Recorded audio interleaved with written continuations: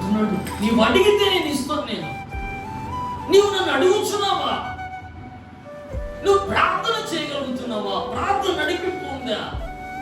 అది లేకుండా ఎంత ప్రార్థన చేసినా అది వ్యర్థము.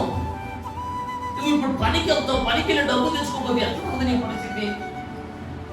గమ్ముకొచ్చేస్తారా? గమ్ముకొచ్చేస్తారా? గమ్ముకొస్తావా? ఎందుకనంటే అదే నా జీవనోపాధి. ఆ డబ్బు లేకపోతే నేను జీవించలేను లోకంలో. కానీ నేను అంటుంది ఏంటంటే, నీకు ఏది కావాలని అనుగ్రహించుకోవడం ఆయన అడుగు, ఆయన ఇచ్చేదాన్ని పోరాడుతున్నాను. అది నా ప్రభు చెప్తాను. నువ్వు ప్రార్థన చేస్తున్నావు, కానీ ఈ ప్రార్థనలో ఆ తెగింపు లేదు, సంపాదించుకునే సత్వం లేదు నీ కాడ. అందుకే